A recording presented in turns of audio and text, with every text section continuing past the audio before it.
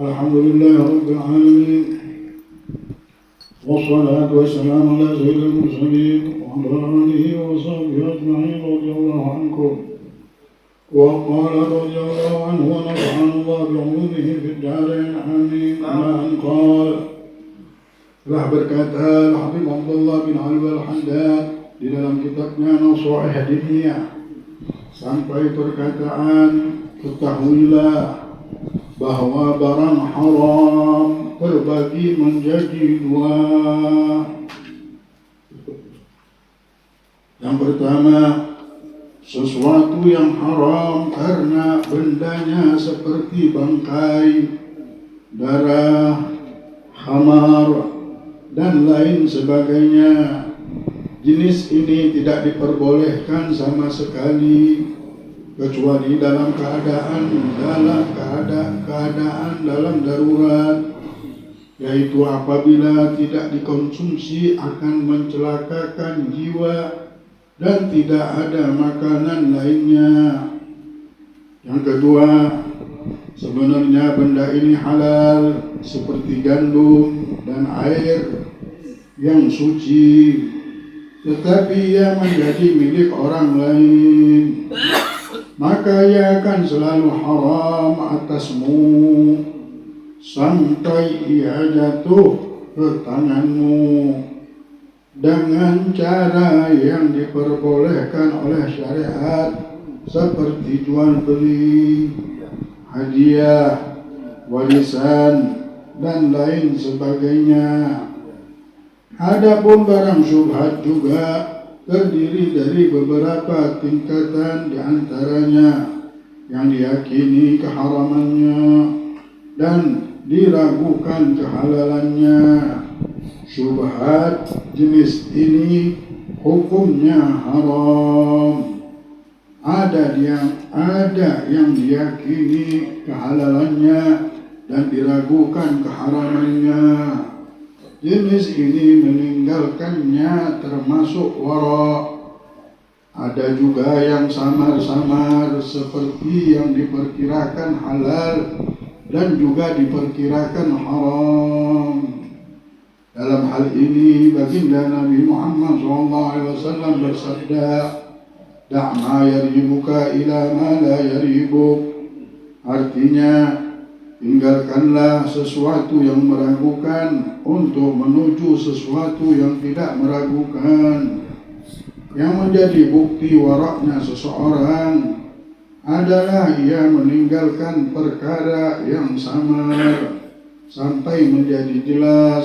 Seorang hamba tidak akan menjadi seorang yang bertakwa sejati hingga ia meninggalkan yang halal murni, yang mana ia takut kalau ia menggunakannya ia akan terjerumus pada perkara yang syubhat dan haram.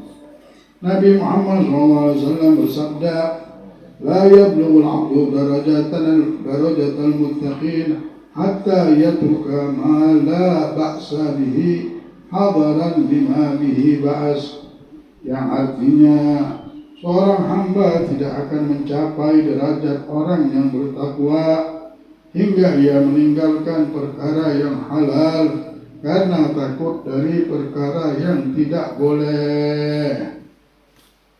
Para sahabat radhiyallahu anhu berkata, dahulu kami meninggalkan 70 perkara halal karena takut terjerumus dalam perkara haram. Hal ini sudah ditinggalkan jauh sejak lama sekali. Lalu siapakah yang akan mengantarkan kita kepada sifat wara' yang dapat menghalangi kita dari perkara syubhat dan haram? Sungguh tiada daya maupun kekuatan kecuali milik Allah. La ilaha illallah. Itulah orang bilang yang halal itu hali, bilang al-halal hali. Mau makanan yang manis, makanan yang enak, apa makanan yang halal? Makanan yang rezeki yang halal. Dulu orang melihat rezeki halal, dan semua umat Nabi Muhammad Orang yang sudah mengucapkan syahadat bahwa tiada Tuhan selain Allah dan Muhammad adalah utusan Allah. Orang yang sudah ikut sama Nabi Muhammad, orang yang sudah beriman, mereka kacamatanya sudah berubah. Dulu di zaman jahiliyah mereka minum minuman keras, mereka mabuk-mabukan, mereka makan daging babi dan lain-lainnya. Sesuatu yang haram dilakukan. Tapi ketika mereka ngikut Nabi Muhammad, tidak senang lagi sama yang begituan. Begitu juga ketika melihat harta dan keuntungan.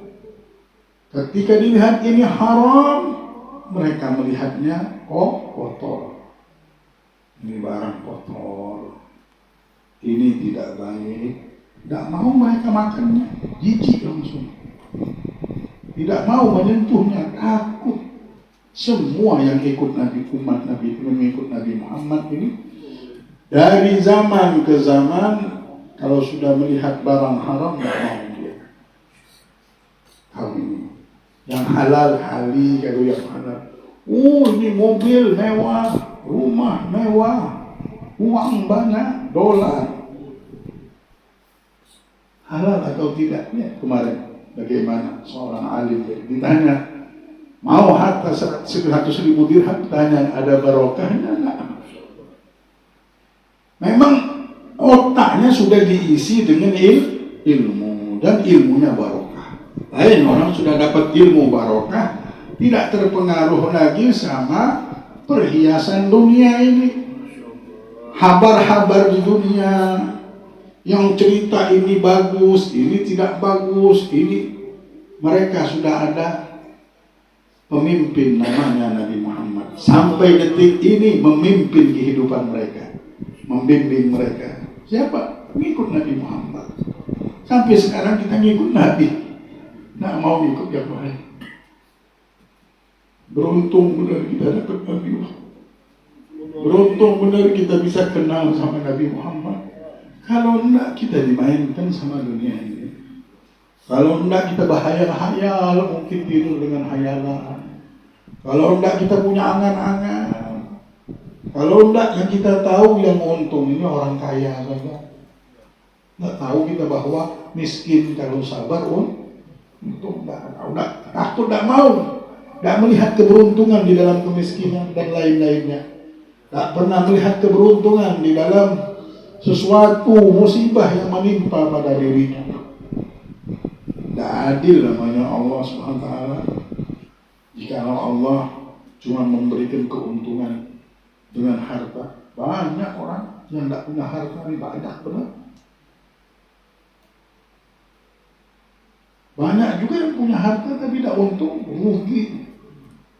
Namanya memang bukan itu beruntung. Orang yang beruntung adalah orang illalladzina amanu, yang sudah percaya sama Allah. Sudah di dunia ini sudah tahu benar ini punya Allah. Dan berbuat baik, dia bisa beribadah. Bentuk apapun. Kalau dia kaya, dia syukur.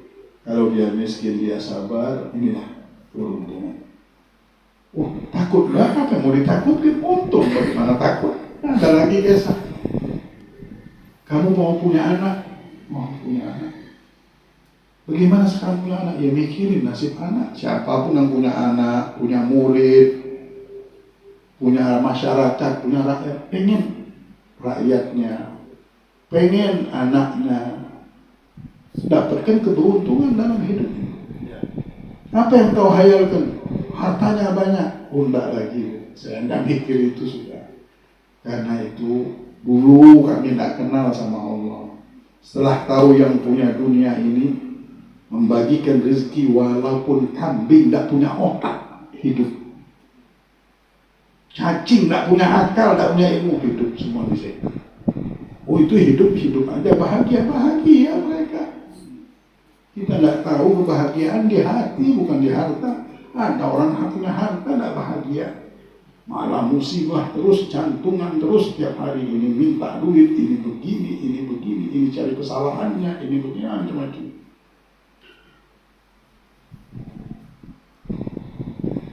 Kami dulu tidak mengerti, karena kami tidak kenal sama Allah. Orang kalau sudah kenal sama Allah, ketika disuruh mikirin nasib anaknya, nasib rakyatnya, nasib muridnya, apa yang kau mau berikan? Aku akan kenalkan mereka kepada Allah dan Rasul. Apapun yang mereka dapatkan, aku ridho. Sudah aku titipkan sama Allah, sudah aku percayakan nasibnya. Kalau kau berikan kekayaan kepada anakku, ya Rabb, berikanlah kekayaan yang menjadikan mereka bersyukur. Kalau mereka punya ilmu yang tinggi, ya Allah, jadikan ilmu mereka tersebut barakah dan penuh rasa syukur, penuh tawadhu. Ini bermanfaat ilmunya. Kalau tidak ada manfaatnya, tidak berguna. Tidak usah kita menghayal bagaimana hidup makannya. Allah sudah berikan semuanya. Udah kenal sama Allah, masa masih mikirnya jauh benar. Tidak akan sanggup kita. Sehebat apapun rezeki yang mau kita aturkan untuk anak kita, tidak akan sampai kalau tidak ditakdirkan. Kita disuruh semangat berjuang, tapi tidak bisa semangat dan perjuangan tersebut menembus tirai takdir Allah. Ini raja yang mengatur, yang sudah berjanji, bukan barang tidak nyata yang Allah ceritakan, semua nyata. Bertahun kita sudah hidup, kita sendiri sebenarnya menggerakkan tangan ini tidak sanggup, tapi karena kekuatan Allah bisa tangan ini bergerak dan memasukkan. Mau ilmu kita setinggi apapun, hebatnya kita, teman kita banyak, Allah nak gerakkan tangan saja tidak bisa makan gitu. Mau punya duit sebanyak apapun, masuk ke mulut aja tidak bisa. Jadi sudah, jangan mau ditipu-tipu sama dunia dan kehidupan ini. Jalan saja. Ini tempat ujian. Kau kaya, kau akan diuji. Kau punya kerjaan, diuji. Tidak punya kerjaan, diuji. Siapa yang sabar menahan nafsunya? Ada yang haram, tidak mau. Ada yang nyakitin orang, tidak mau. Oh, nanti aku begini, tidak apa-apa. Sekarang aku sabar. Nanti aku untung. Di dunia nanti untung, di akhirat juga untung berkat sah. Tapi kalau sudah tidak sabar, orang tidak yakin sama Allah. Nah, hadirin, mereka yang sudah kenal sama Allah ini, cara mereka mengatur hidup pun beda sama orang yang sudah disihir sama dunia. Jangan sampai kita meninggal, di otak kita yang ada pemikiran-pemikiran yang tidak benar.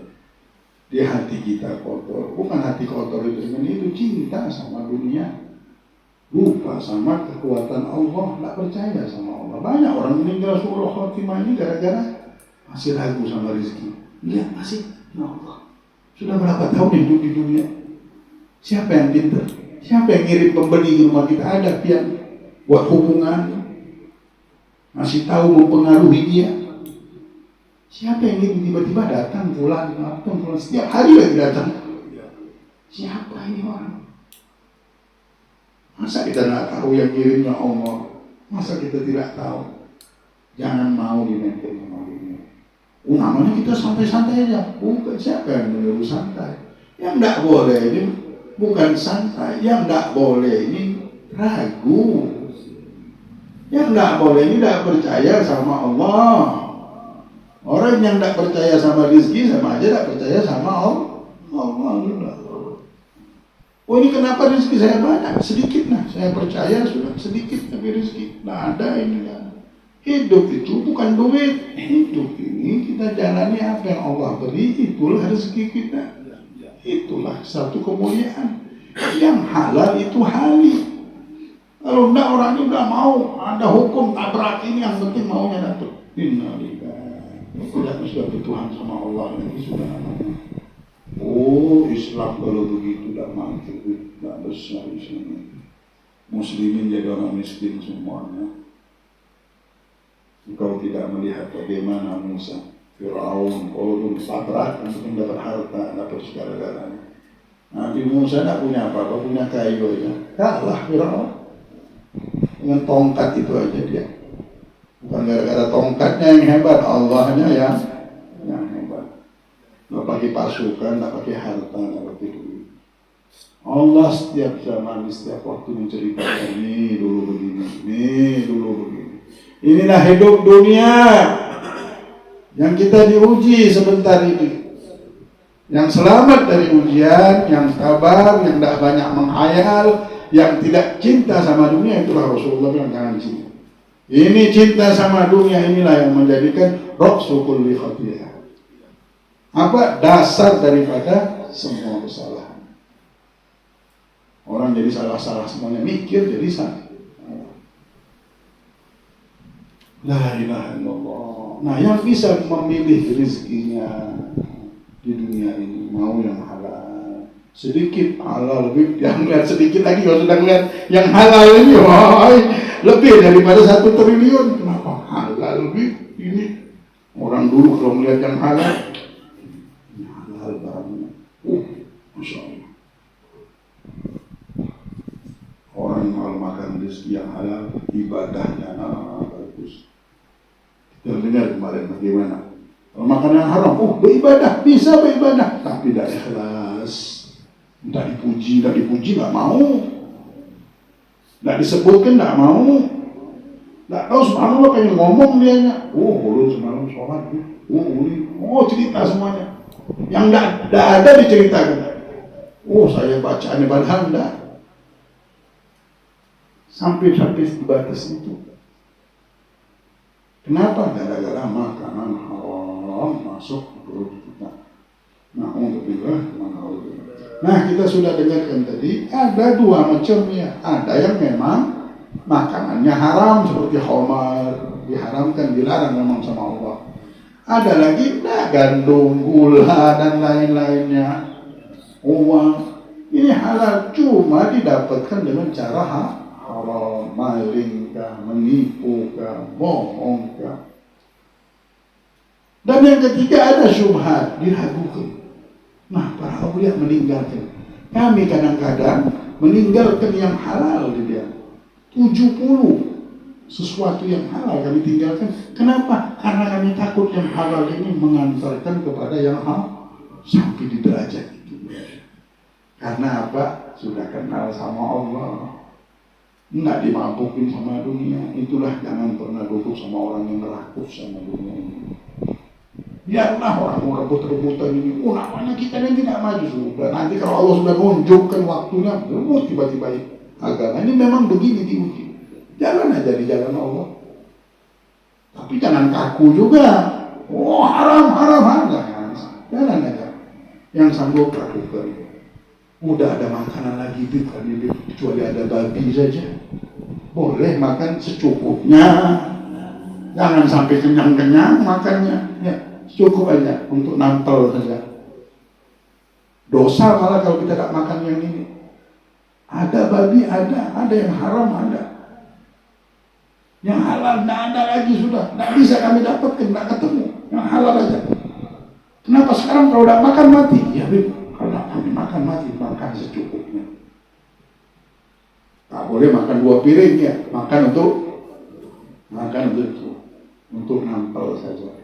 Jadi dibolehkan yang haram ini kita makan kapan? Kalau kita tidak makan mati.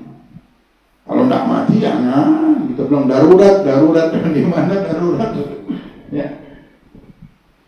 Nah, sampai di derajat itu orang dulu takut sama rezeki yang halal. Kita bersyukur benar. Kita tidak butuh, tidak perlu kita nipu. Pembeli datang nganterin duit. Nah, dapat untung, tidak perlu. Ini nikmat atau tidak? Nikmat. Walaupun sedikit, tapi barokah halal. Ada orang nipu, dapat mobil, ngerampok sana, ngancem sana. Halal enggak? Orang sakit hati. Di bawah lari duit orang. Kenapa bagaimana? Mau diapakan duit sebanyak itu? Triliun. Habisnya mati. Jadi yang bisa dibawa. Diuji sama Allah, tidak bisa. Itulah. Tidak harus semuanya kita dapat. Tidak harus. Buat apa kita pengen seperti si fulan? Kita punya nasib sendiri. Ketika kita dapat yang halal, kalah yang ratusan triliun itu, kalah. Yang halal ini bukan main. Nah, siapa yang punya rezeki sebesar dan melebihi daripada ratusan triliun? Umat Nabi Muhammad. Oh, bersyukur kita. Kita tidak ditipu sama dunia, insya Allah ya. Kenapa? Karena kita punya pegangan Nabi Muhammad. Jangan pakai nafsu. Kalau pakai nafsu, pengen emas banyak, benar di tangan. Pengen harta banyak terus. Pengen duit banyak terus, rezeki macam-macam. Kadang-kadang 100.000 halal lebih daripada 1 triliun. Malu saya mau sebutkan lebih daripada 1 miliar. 1 triliun, 1.000 triliun pun kalah dengan 100.000. Kalau halal, orang senang benar sama yang halal-halal gitu. Nyaman. Coba kita berzina, karena nyaman. Coba kita nikah, nyamannya, bahagianya, senang hati. Kalau berzina, was-was hati, ketakutan, risau, ini itu baru. Nggak nyaman, kerja yang nggak halal, nggak nyaman, malu kita. Nah, mudah-mudahan Allah selamatkan kita dari fitnah dunia ini. Kehidupan yang sementara ini mengangkat derajat kita, menjadikan kita dekat sama Allah. Kita diberikan sama Allah rezeki yang halal. Hidup kita berkah, anak kita berkah, keturunan kita berkah, keluarga kita barokah, murid kita barokah, rezekinya kita barokah. Dilimpahkan oleh Allah keberkahan di dalam hidup kita. Amin ya rabbal alamin. Sirrul Fatihah.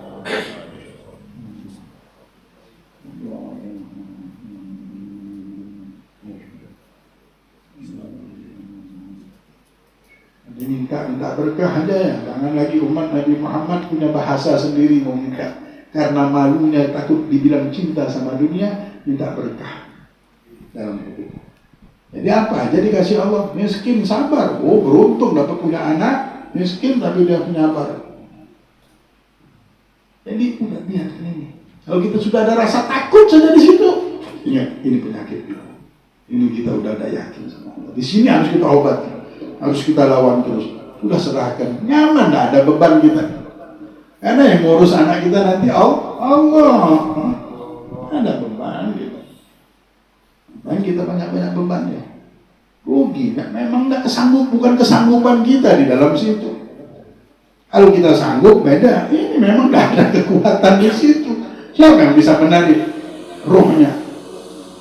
Urusan bala, rezeki, mau jodoh sama seperti siapa? Kita pikirkan berlebih-lebihan. Namanya kita ini sudah kena sihir, sibuk sama sihir-sihir ini, kita sudah disihir sama syaitan. Disihir sama dunia, jauh sama Allah. Ya Allah, kalau besok meninggal jadi apa? Kita tidak ada modal. Banyak yang sudah meninggal begini kisahnya. Nah, dengan pikiran-pikiran yang tidak bermanfaat karena tidak punya iman. Tapi dia manfaat ini, tidak bisa ini. Hampir lupa sama Allah, mikir-mikir. Hampir lupa sama perintah Allah. Menganggap perintah dunia hal yang paling wajib kita pikirkan. Bagaimana tidak bisa kita dekat sama Allah kalau tidak punya dunia? Tahu ngajak ngomongnya aja sulit kalau orang tidak ada hidayah, tidak ada petunjuk, protes terus, hatinya protes terus karena ada barang haram masuk. Setelah banyak-banyak istighfar kita, setelah kita bilang ketika melihat keadaan dunia seperti ini, kata Allah ada bilang paling banyak dan paling bermanfaat di zaman akhir zaman ini banyak-banyak istighfar. Jangan sampai kita ini ketakutan dan rezeki ini dan sama nafsu kita sendiri. Nah, jadi bagaimana solusinya? Sanggupnya kita tinggalkan dan banyak-banyak minta ampun sama Allah, minta Allah memberikan kita rezeki yang barokah. Tapi kita sudah punya prinsip, sudah punya ilmu bahwasanya hidup ini nggak harus punya duit, nggak harus kaya. Rezeki itu bukan kekayaan, rezeki itu banyak. Benar. Jadi kita melihat rezeki ini banyak. Oh, ini rezeki. Bukan ini satu biji aja sedikit, kecil benar ya. Dan melihat yang halal itu halal, manis, indah. Udah kalau sudah itu Kita kasihkan gula ini sama anak-anak kita keluarga. Nah, ini barokah. Ini baru barangnya Nabi Muhammad. Selama ini nafsu yang hayal-hayalin. Ini yang halal, ini yang rezeki kita benar. Yang halal ini orang itu orang nyembah syaitan, orang nyembah Fir'aun, orang setiap hari tidak pernah sujud sama Allah, tak pernah baca Al-Quran, kalian ikuti. Yang kita mau ikuti ini kekasihnya Allah yang punya dunia sejagat raya ini, yang sudah ngomong, aku mau uji sebentar saja di dunia. Ini ujian, bukan tempat kita mengombar hawa nafsu. Kalau sudah tahu kita di mana kita tinggal, tempat siapa dan punya siapa, dan untuk apa kita di dunia ini, sudah jelas dalam hidup kita sudah jelas dalam hidup kita. Ngapain kita mikir-mikir yang tidak jelas? Mudah-mudahan Allah selamatkan kita semuanya, insya Allah dari fitnah dunia ini, dipelihara oleh Allah. Dipelihara oleh Allah, pelihara kami ya Allah, jaga kami ya Allah, berikanlah hidayah kepada kami, taufik dan inayah dan salamah dan husnul khatimah. Bismillahirrahmanirrahim. Fatihah.